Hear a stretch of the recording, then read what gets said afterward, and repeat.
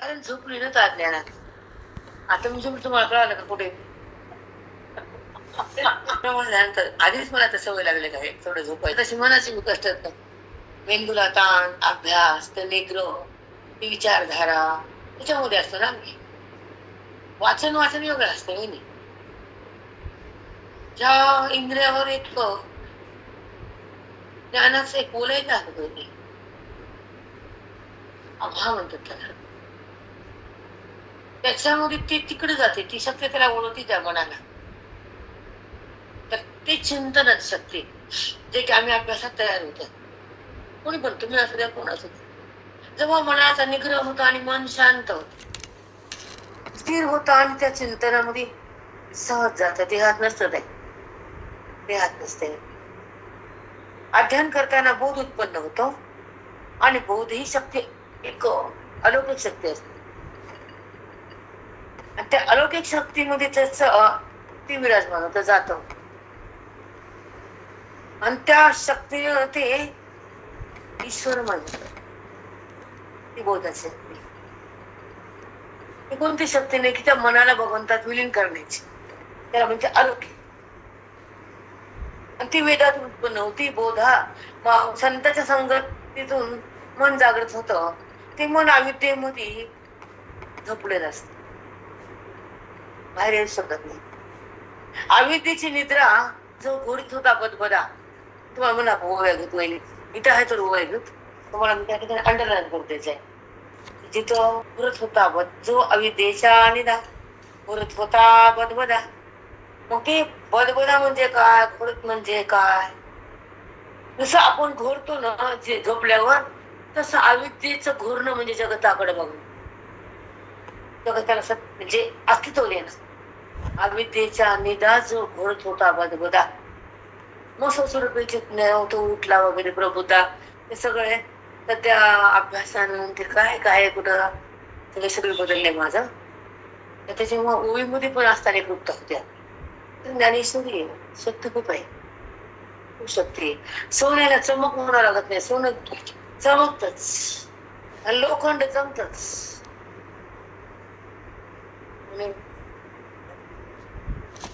एक मिनिट, कर्माची शक्ती काय, दानाची शक्ती काय. दान पाप निवृत्त करतो. दान पाप बसणं, कर्म मन बसणं, उपासना बुद्धीला वावर येते आणि बळूत जाईल. त्याच्यामुळे हे पार्या एकत्रूनच होत असं नाही.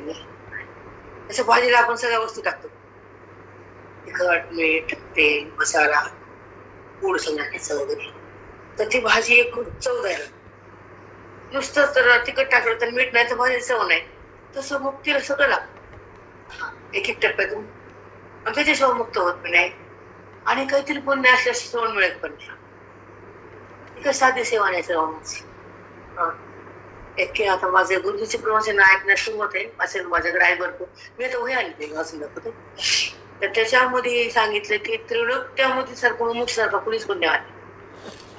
त्रिगुणा सगळं पाचा वृत्ती लोक. त्याच्यामध्ये मुमुक्षु सारखं श्रेष्ठ कुणीच जगातला कोणता आहे. म्हणून तर कुठं करण्याची वगैरे काही इच्छा होत नाही. हे वारंवार ऐकलंय ना की मुमुक्ष कसा असतो, मुक्त कसा असतो, भक्त कसा असतो, संसारी कसा असतो, अतृप्त कसा असतो, पापी कसा असतो, अशुद्ध कसा असतो, व्यवहारी कसा असतो. हे अलग अलग त्यांच्या व्याख्या आहेत ना. व्यवहार करणारा आणि व्यवहारची भूक संपवणारा, त्याचा बसतात आपल्याला मदत राहायचं.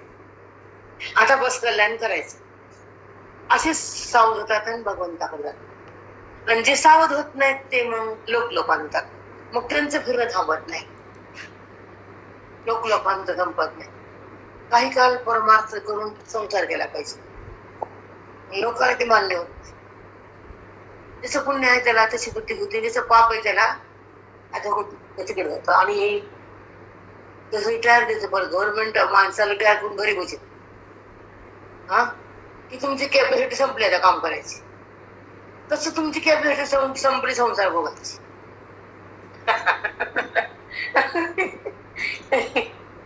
त्याला मर्यादा आहे ना कालाची. तसंच त्याला मर्यादा आहे. आपल्या संसार किती करा, किती मी कोणावर किती राहावं.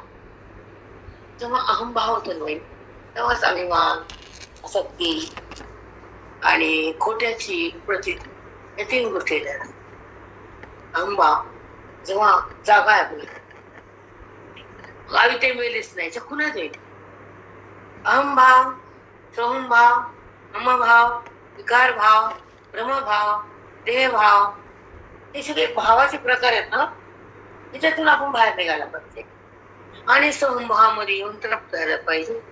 आणि सोहम ही वृत्ती पण गेली पाहिजे. मग अवाच्यता आहे, तुम्हाला उद्या सांगतो अवाच्य कशा प्रकारे काय काय तुम्ही हे रेकॉर्ड करून घ्यायचं. आता हे आम्हाला आमचे गुरुबुद्ध बोलायचं ना, मी लगेच पडत लागतो. तुम्हाला थोडं अजून जमत रेकॉर्डिंग शिकून घ्या. तर त्याच्यामध्ये आपण ते वाक्य ऐकायचे, पुन्हा पुन्हा ऐकायचे, घट्ट असं. आता परवा माझे गुरुबंधू आहेत मानवत ना, ते मला फोन करतात. बोलणं हेच असतं, त्यांचं वय झालं तेवढं रेकॉर्ड करावं. मी रेकॉर्ड बटन दाबते. शिकले मी, आज येत नव्हतं मला बी काय कोणतं काय. त्यांचे वाक्य अनुभव असतात. त्यांचे गुरु निळोबार आहे, गुरुजींचे भक्त त्या काळातले, म्हणजे आमच्या महाराजांच्या अगोदरची लोक निळोबार आहे. ते तुम्हाला बोलले या गोष्टीवर मी. ते निळोबार आहे परभणीमध्ये वडिलांसोबत गुरुजींच्या गुरूंची पुण्यतिथी विनायक महाराज चैत्र महिन्यामध्ये त्यांचे गुरु नाना महाराज ते 2 द्यायचे होते. दोघांचे म्हणजे दोघं एका मागे हे ठेवले. दोघांचे म्हणून ते 15-20 दिवस करायचे. तर कुंभीतून हे वट्टेमारी लोक काय म्हणायचे, गुरुजी महिन्यावरचं फक्त चोळ द्या, आंबे तर सगळं हे पट्ट्यात. तेव्हा लोक श्रीमंत होते, दान चोर होते. मग 1 महिना फक्त चालायचं.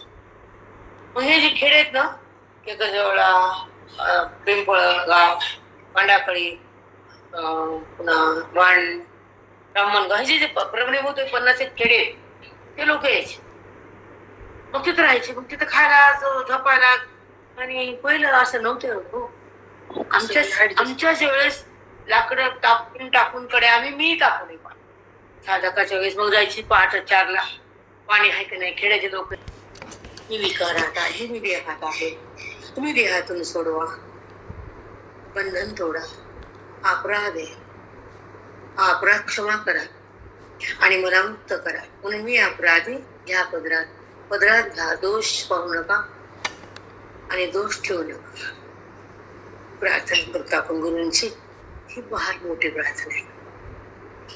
आता 13व्या अध्यायामध्ये प्रकृती पुरुषाच्या संबंधाने जगताची उत्पत्ती आणि क्षेत्र त्याच्या संयोगानाच्या आचाराची स्थिती जे सांगितलं माऊलीनं, त्याचा सार आता तुमच्या पदरात टाकतात. हृदयाच्या कप्प्यामध्ये हा बोध जेव्हा नांदतो तेव्हा परमात्मा जीव बनतो. हे वाक्य कधी लक्ष ठेवायचे नाही. आता मला रेकॉर्डिंग मध्ये येतातच, पण तो बोध नांदणं महत्वाचं आहे. जसं सून नांदणं महत्वाचं. म्हणून गेला काय करा उपयोग का, तसं बोध नांदणं महत्वाचं. बोध केव्हा नांदतो, साधूचा आशीर्वाद. असं का तो टिकतो का बोध तिथं. जसं साधू अपवित्र असेल तर बोध नाही टिकत बेटा, आणि बोध निघत पण नाही, टिकत नाही. फलद्रूप होण्याचे तर तिथं शाश्वतीच नाही. बोध फलद्रूप होणं म्हणजे बुद्धीला ब्रह्मत्व प्रदान होणं. जसं बीज जमिनीमध्ये टाकलं तर अंकुरित होणं. बीज तुमच्या हातात टाकायचं पण अंकुर तुम्हाला करता येत नाही. येतो का, ती ईश्वराची लीला आहे, तशी सद्गुरूची लीला आहे की बुद्धीमध्ये बोध नांदून बोधाचं फल हे अंकुरित व्हावं. आणि अंकुर झाला बुद्धीमध्ये ज्ञानाचा तर अस्तित्व रामाचं त्या देहाचं जात.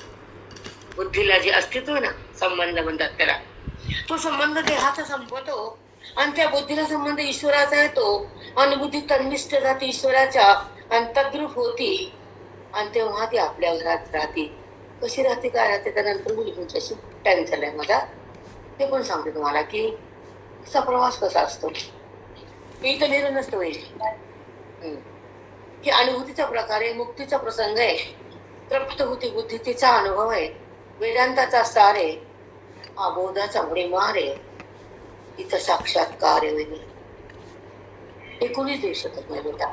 ही आमची परंपरा देते आम्हाला, कारण त्या परंपरेवर आम्ही जीव वाढाय. गोड लागत नव्हतं घरदार, कधीच आवडत नव्हतं. छोटे लेकरं घरी नवरा ते बसलेला असायचा, काहीच मन लागत नव्हतं. फक्त तिथे जायचं आवडत होतं. संतांच्या संगतीमध्ये, सभेमध्ये, श्रवणाच्या सभेमध्येच आवड होती. वेदाची खूप गोडी होती.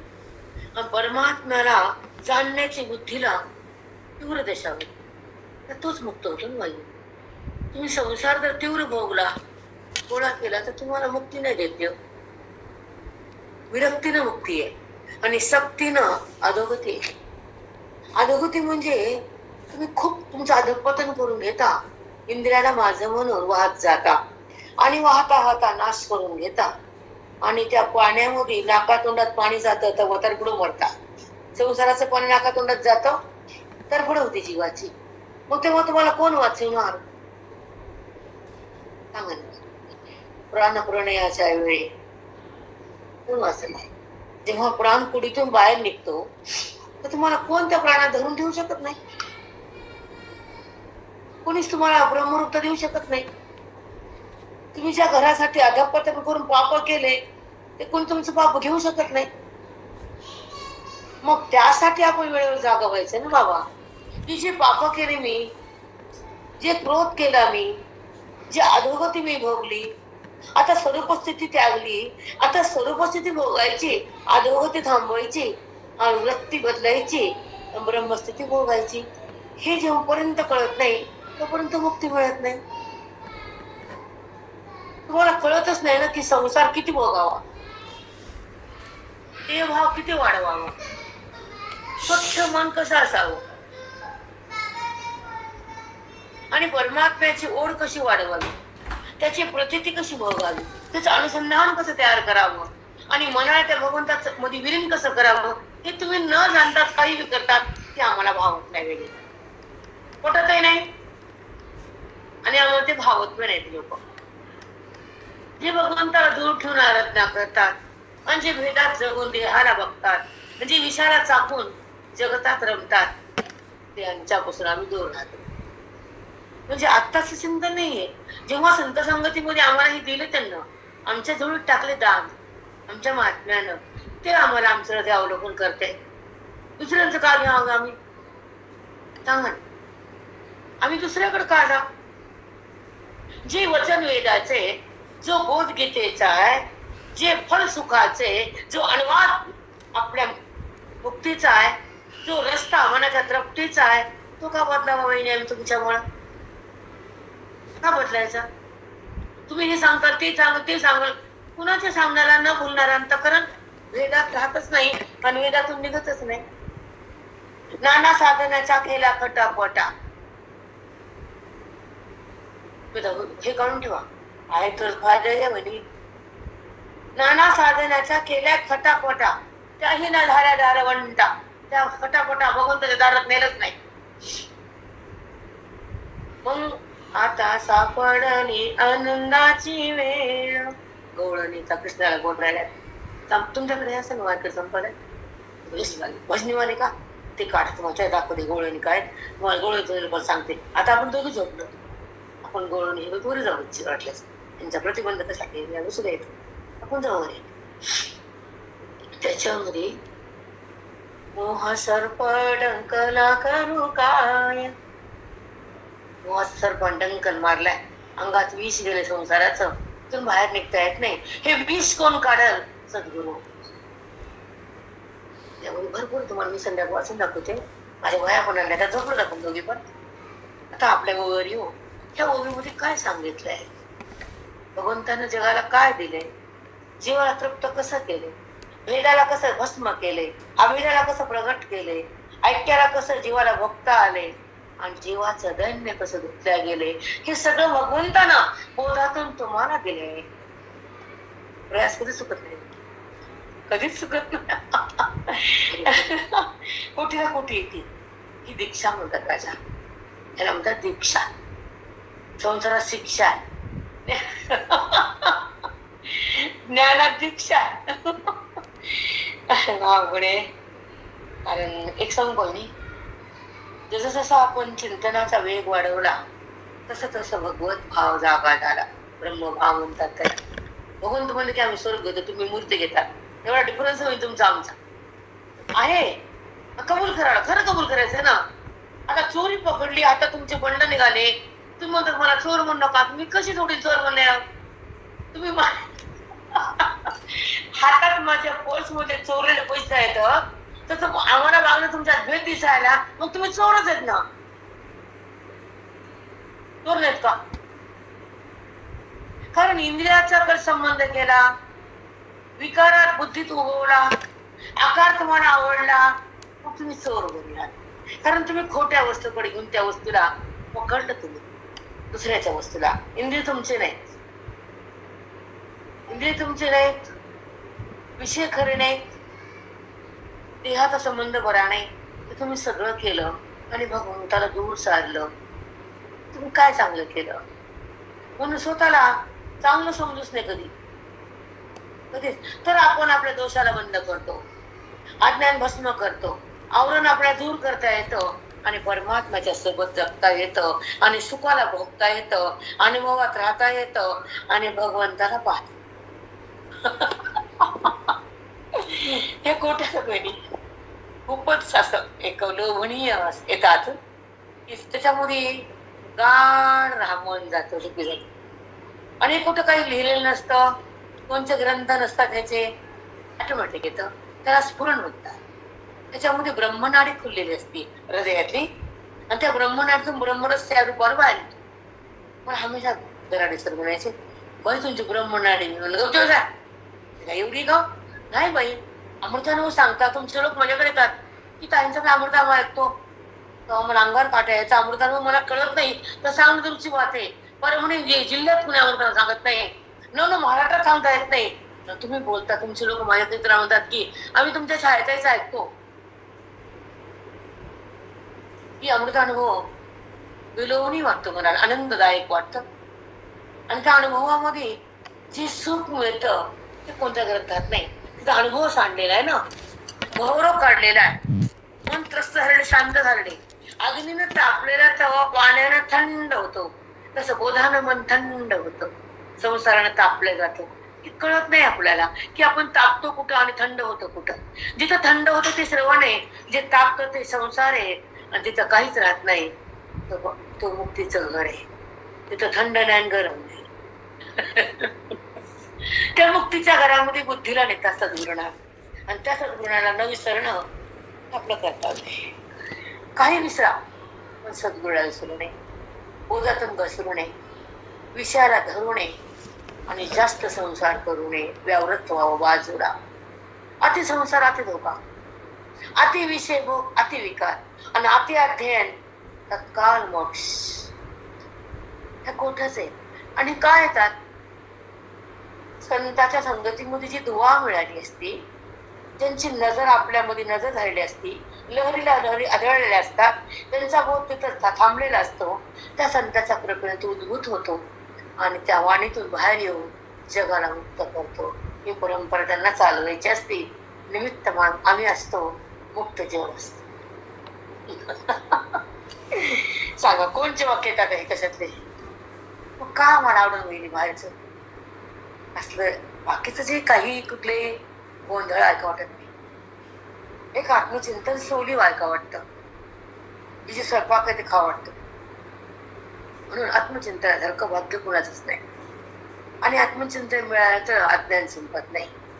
आत्मचिंतन नाही मिळालं तर अज्ञान कायम राहिलं.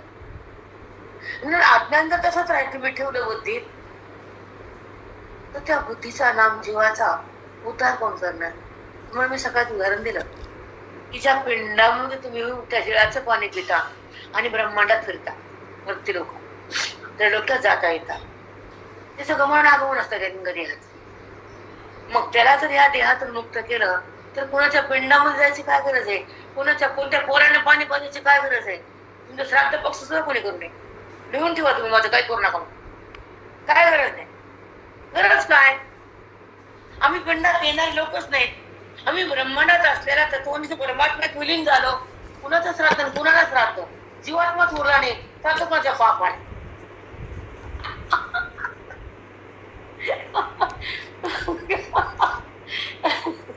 इतकं सुंदर वाटतं त्याच्यात. फक्त हेच आवडते आता.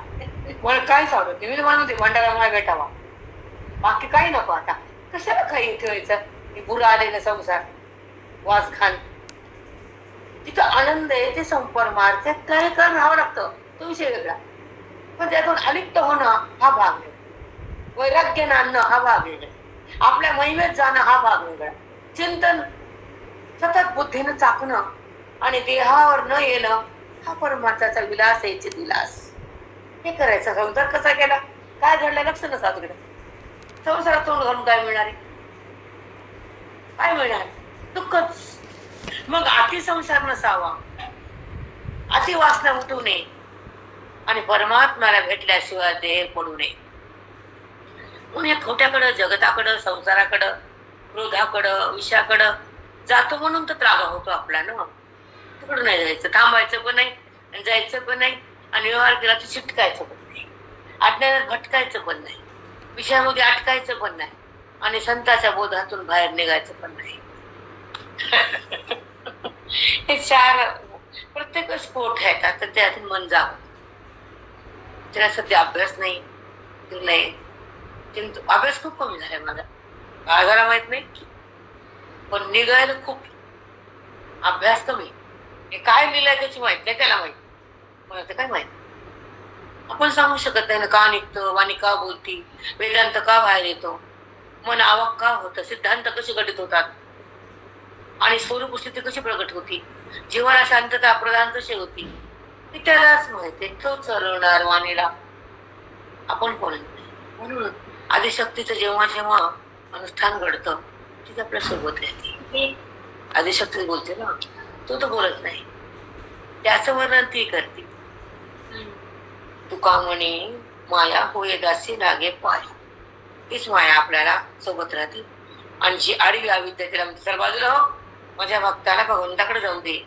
तुका म्हणे माया होय दासी लागे पाया.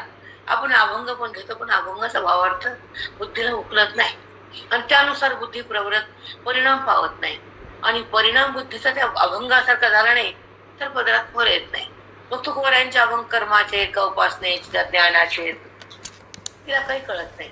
वाणीतून उच्चार होतो, पुण्य तयार होतं, पण तुकोबाचं मनगत असंच राहतं की तुकोबारायानं बुद्धीला अभंगातून कसं जागं केलं, मौर्य ओळीतून ज्ञान कसं दिलं आणि अज्ञान कसं भस्म झालं, तिथे उन्नती हृदयाची होत नाही.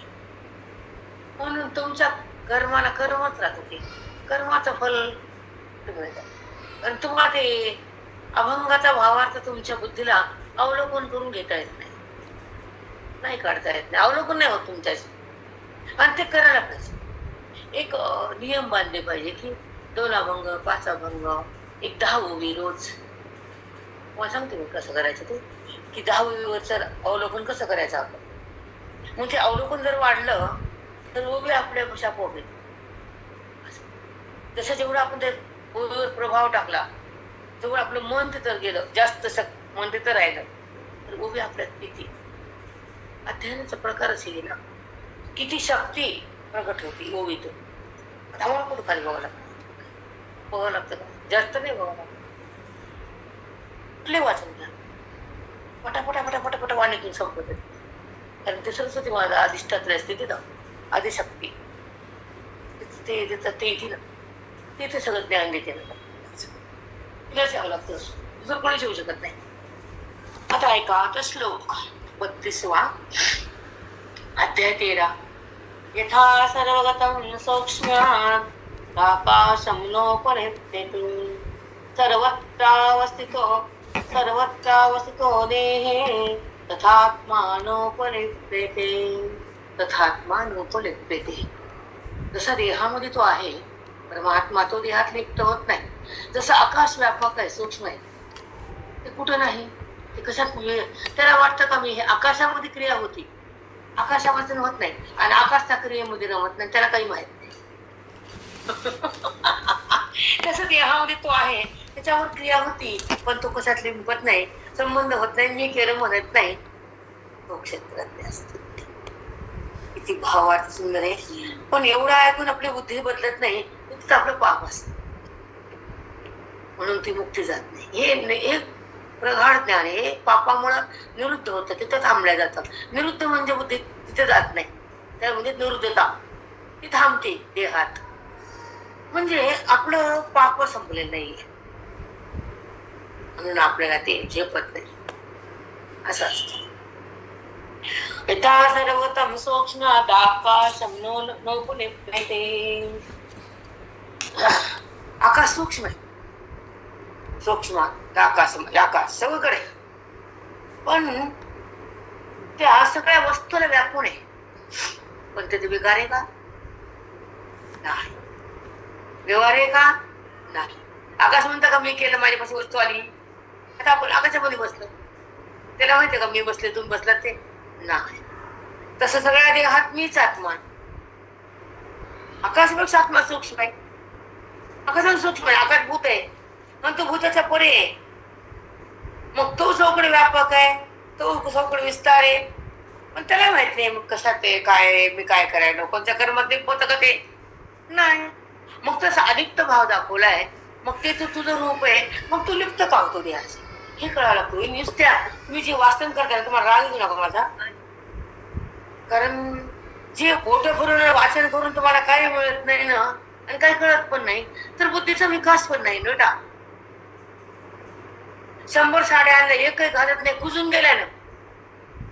उघडले की घड्या चिरल्या, गाल साडी पाटकी, आता जिथं घडी तिथे चिरली, ठेवून ठेवून ठेवून साडी कुजली. तसं वही वाचून वाचून वाचून बुद्धी कुजली. त्या बुद्धीला प्रदान करतात गोगी. म्हणूनच अधिकार वाढवावा, अभ्यास वाढावा, मनाची एक धारणा बदलावी, मुक्तीची आस लागावी, तृप्तीची प्यास भोगावी, आणि संताचा बोध हृदयात अंबावा, आणि त्या बोधातून दिव्यत्व प्रगट व्हावं, आणि त्या दिव्य ज्ञानामध्ये मन विलीन व्हावं, आणि त्या स्वरूपामध्ये ते विघळून जावं, आणि स्वयंप्रकाश भगवंताची सत्ता प्रगट होऊन देहाची सत्ता संपवावी. त्याला पारायण म्हणा गीतेचं मुंडक उरी किती करता, काय फायदा? आता काय तुम्हाला हातात काय आलं नाही का कळत नाही? आम्ही त्याला मूर्ख म्हणतो, मूड मूर्ख बाप म्हणतो मूर्ख मूड. जाऊ दे, तू ये, तू ऐक, तू सांग, तू तुला कळत या कळत नाही तर बाजूला. भगवंतापासून बुद्धी बाजू जाते बेटा. काय उपयोग काय आपल्या आयुष्याचा उपयोग काय? आपल्याला सार्थक करायचं असलं वहिनी तर निरंतर संसारात मन घालणे, जगाचा संबंध ठेवणे, आणि अज्ञान शिल्लक राहणे, देहभाव बुद्धीमध्ये प्रगट होणे, आणि अशांतता मनात होणे, भगवत भावाशिवाय आपण जगणे, आणि व्यवहारामध्ये गुंतवणे, इंद्रियाच्या सोबत जगणे, विषयाला पाहुणे, आणि भगवंताचा संबंध झाल्याशिवाय श्वास थांबवणे.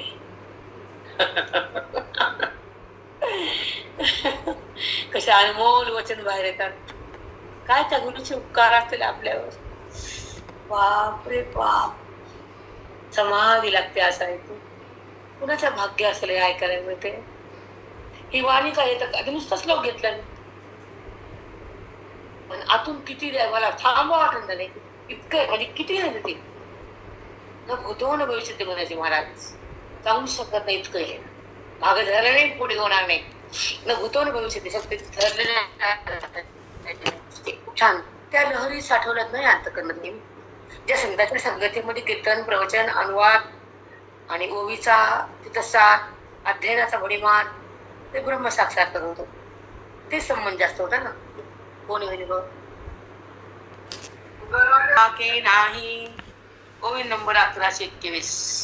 अगा आकाशा के नाही, के न रिगणे घ्यायचे कवणे ठाई, परी काय सी कही गाजेना. अर्जुना सांग बरं, आकाश कुठे नाही?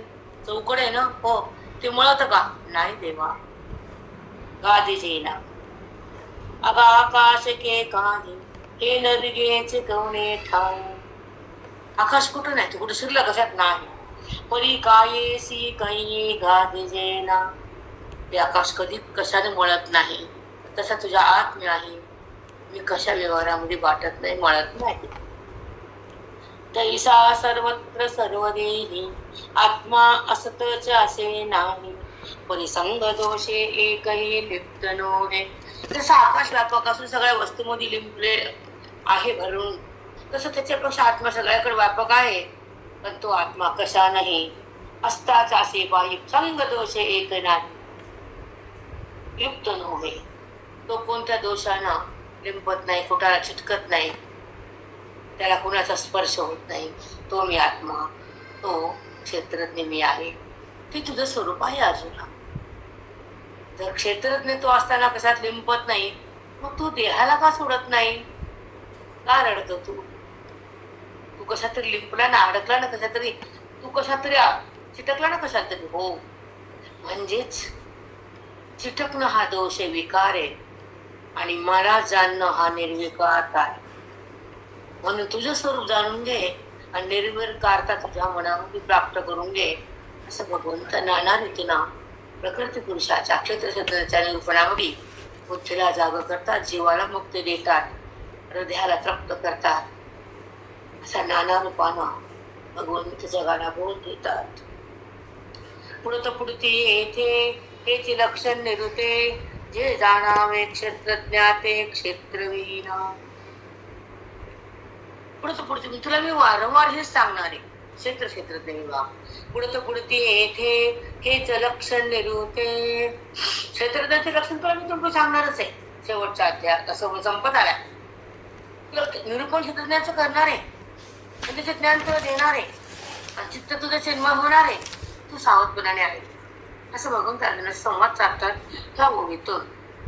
ऐका, हेचे लक्षण निरुते, जे जाणावे क्षेत्रज्ञाते क्षेत्रविहीन. क्षेत्रज्ञाला क्षेत्र वाचून जाणून घे. तो क्षेत्र वाचू नये. क्षेत्र म्हणजे दिसणारी प्रकृती, त्याच्या वाचून तो आहे. क्षेत्र आहे तर क्षेत्रज्ञ आहे असं नाही, त्याच्या वाचून तो आहे. पण तो कसा आहे त्याचं वारंवार तुला चिंतन सांगणार आहे. तू ते जाणून घे, पक्का मानून घे, तेव्हा तुझा देहभाव संपून जातो आणि तू माझ्यामध्ये एकरूप होतो. तुला पुन्हा पुन्हा क्षेत्र निरूपण सांग. भगवंताच्या मनात काय आहे हे जर कळणार नाही, तो पण बुद्धी कशी जातो, एकदम होणार नाही ना बुद्धी जाते. आणि हेच कळणं असते म्हणजे महत्वाचे. आणि हे कळल्यानंतर आपल्या बुद्धीमध्ये जे उदय होतो ज्ञानाचा, ज्ञानाचा कमळ उगवतं किंवा ज्ञानाची स्थिती तयार होती, उदय होतात ज्ञानाचा. त्यामुळे अवस्था बदलते मनाची, स्थिती होती ज्ञानाची, अवस्था होती मनाची, आणि प्राप्ती होती सुखाची. निवृत्ती चेष्टे नोहे परिलोह भ्रामक नोहे, क्षेत्रज्ञ आहे ते तुला पार. संसर्गी चेष्टे लोह म्हणजे लोह चुंबक लोखंडाच्या सानिध्यात आलं तर लोखंड हलतो. तसं मी क्षेत्राच्या सानिध्यात आलो तर पक्कचा व्यवहार होतो. पण मी करत नाही, त्याला हलवलं. मी काय केलं, ते हल्लं.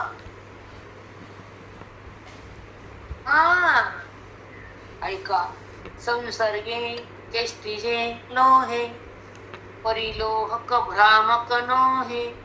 बघा, जसं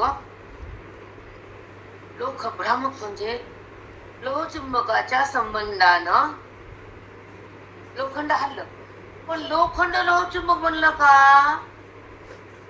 भ्रामक नव्हे. लोह बघा, लोह भ्रामक नव्हे. लोह म्हणजे लोखंड, लोहचुंबक बनलं का? नाही. ती सुंदर सांगते बघा, हालचाल केली का ते बोललं नाही. क्षेत्रज्ञ आहे ते तुला फार. ह्या दोघांचं एवढं अंतर आहे की लोखंड लोहचुंबक, तसं क्षेत्रज्ञाचं अंतर आहे. तो फक्त हालचाल करायला सत्ता देतो, त्याच्यामुळे ते हलतो. पण प्रकृती पुरुष नाहीये, लोखंड लोहचुंबक नाहीये. ते सुंदर सांगितले बघा, खूपच सुंदर आहे बाबा, दिसते मला. ऐका, दीपकाची अर्ची रहाटे वाहे घरची परी वेगळी कपुडीची दीपाने घर. दीपकाची अर्ची रहाटे वाहे घरची. जसं दिव्यामध्ये दिव्याच्या प्रकाशात घरातले काम होतात. लाईट तेव्हा दिवा होती तेव्हा लाईट नव्हती माऊलीच्या काळात. लाईटच्या प्रकाशात काम होतात घरातल्या दिव्या. पण लाईट काम करते का? तसं माझ्या सत्य हा प्रकाश यावर होतो. मी करतो का?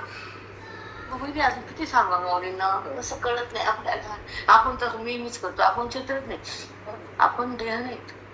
इथून तरी आलो आपली बुद्धी. ते तरी आपल्याला कळालं. दीपका अर्ची रहाटी वाहे घरची परी वेगळी कपुडीची दीपाणी घरा. दीपाणी घर सारखं आहे का? नाही. तसं क्षेत्र सारखं आहे का? नाही. ज्या घरात दिव्याच्या प्रकाशात व्यवहार होतो त्या प्रकाशच्या घरात भरून राहतो तसा मी राहते. हा क्षेत्रातून रूपांतर राहतो. मग जेवढं घरातून दिव्याचं अंतर आहे तसं तुझं माझ्या देहाचं अंतर आहे. क्षेत्रात येत नाहीये आणि तू एक करून टाकलं मी म्हणून. किती विस्तार सांगितला क्षेत्रज्ञाचा. आता काय ऐकायचं राहिलं? खूपच निरूपण केलं माऊलीनं. भयानक तुफान सांगितलं. आता ऐका. वै काष्टाच्या पोटी वन्नी असे किरीटी परी काष्ट न या दृष्टी पाहिजे गा. काष्टाच्या पोटी काय असतो? अग्नी असतो. वन्नी असे किरीटी परी काष्ट न या दृष्टी पाहिजे गा. पण लाकूड पाहताना अग्नी दिसतो का त्याच्यात? लाकूड म्हणजे अग्नी आहे का? लाकूड म्हणजे अग्नी नाही. तसा देह म्हणजे मी क्षेत्रज्ञ नाही. त्याच्या पोटात अग्नी आहे. तुझ्या आत मी आहे. पण मी देह नाही. तसा अग्नी लाकूड नाही. कशी उलट घेतलेलं आहे. अग्नी लाकूड आहे का? आणि अग्नी झाली बंड्यावर लाकूड उडतं का? आणि तुम्हाला देह उडतो का? असं उलट सुलट प्रयास घ्यायचा ना. आपण तुम्ही काय करता? तुमचं एकच काम आहे. तुम्हाला काय वाटते? उपकार केला वाचले. करायला गेले की मोठेपणा वाटते. होई बसले की आनंद वाटते. कशाचा आनंद चिपडे? हे कळणं, बुद्धी वळणं, अभिमान तिथला संपण, विकार तिथला जायनं, परिणाम होणार होईन. आणि वाचून वाचून संपलं आयुष्य पण परिणाम नाही. मग असल्या लोकांना काय अभिमान आणि काय त्याची गंडे राहायच्या? सांगा ना. काय करून फायदा काय? करू नये असं नाही. त्याच्यात मन गोवा होता. तुम्ही होतलं जातच नाही. मन दिसतंय ना आम्हाला.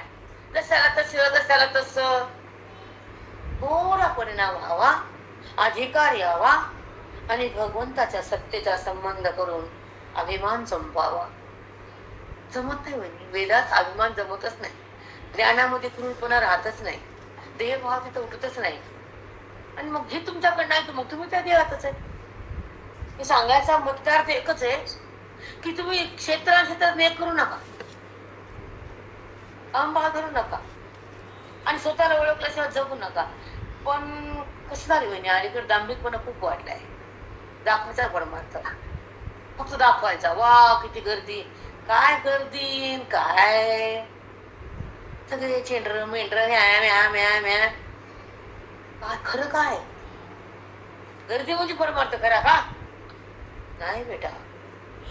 ब्रह्मामध्ये झाले की 2 कोटीचं झालं.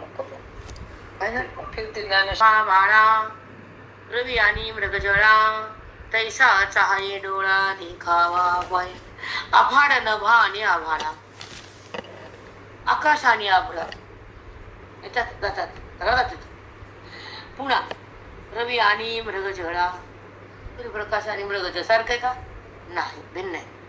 तैसा चाहे डोळा देखावा पाय. तसं आणि आता एवढी भिन्नता आहे. तुम्ही एक धरू नको. प्रकृती आणि पुरुष किंवा क्षेत्र आणि क्षेत्रात एवढा अंतर आहे. तो एक धरू नको आणि दोघाला एक करू. अपाड नभा आणि आभाळा म्हणजे आकाश आणि ढग. आकाशात ढग येतात जातात. दोघ सारखेच लागतात. आकाश तिथल्या तिथंच आहे आणि येणं जाणं ढगाच आहे. तसं मी तिथे तिथेच आहे. येणं जाणं प्रकृतीच आहे. एक ते तरी कळतं का म्हणजे साधं वाचून दाखवलं वळण लावलं हेच आहे की. डोकं खराब आहे. धंदे सगळे होईल.